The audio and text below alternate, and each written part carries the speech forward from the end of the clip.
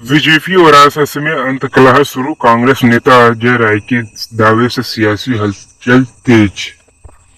UP news. Congress अध्यक्ष अजय राय ने कहा कि लोकसभा चुनाव में बीजेपी को मिली 241 सीटों पर आरएसएस नेता मोहन राव भागवत और विनोद कुमार टिप्पणी पर कहा है कि जो बात दिल में थी अब वो जुबान पर आ गई है।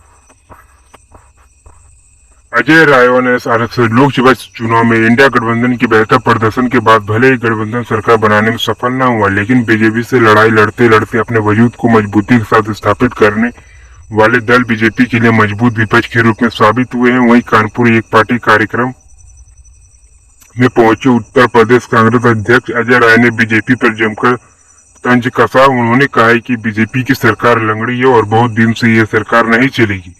इस सरकार में महंगाई चरम पर है, दाल महंगी, आटा गायब, गेहूं का स्टॉक खत्म, ये सरकार में चल रहा है। अभी वर्तमान में आप लोग देखिएगा, यहाँ पर आप लोग को दाल महंगी, ये करेक्ट है, ये भी करेक्ट है, आटा गायब है, गेहूं का स्टॉक ये भी करेक्ट है। ठीक है, यहाँ पर आप लोग को बता देते हैं, यहाँ पर आप लोग देख लीजिए।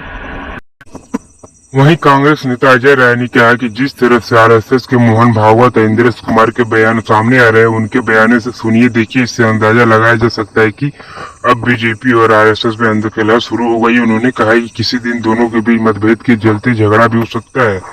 देखिए, अब दिल की बात जुबान पर आई गई है। अजय राय ने कहा कि लोकसभा चुनाव में मिली 241 सीटों पर आरएसएस के मोहन भागवत और इंद्रेश कुमार की टिप्पणी पर कहा कि जो बात दिल में थी अब वो जुबान पर आ गई है। सरकार कब गिर जाएगी यह कहीं नहीं जा सकता। उन्होंने कहा कि तनाव अपने चरम पर है। प्रदेश की जनता ने, काशी की जनता ने बीजेपी के 400 पार की हवा निकाल दी और अब जो चुनाव में होंगे उसमें भी हम जीत दर्ज करेंगे और आने वाले समय में बीजेपी को उखाड़ कर फेंक देंगे।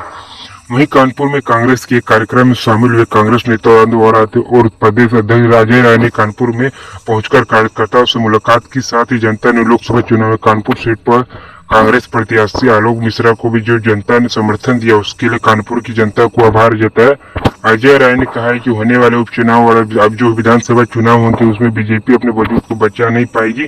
बीजेपी के 4 के सपने को तोड़ दिया गया है। आगरा में भीषण गर्मी से सूख रही यमुना, न घाटों व किनारों पर पानी कम होने से नजर आया खाली मैदान। ठीक है, यहाँ पर आप लोग देख लीजिए, इसके लिए नेक्स्ट वीडियो बना के लाऊंगा। यहाँ पर आप लोग को ऐसी न्यूज के लिए सब्सक्राइब जो कर लीजिए। मिलते हैं नेक्स्ट वीडियो में।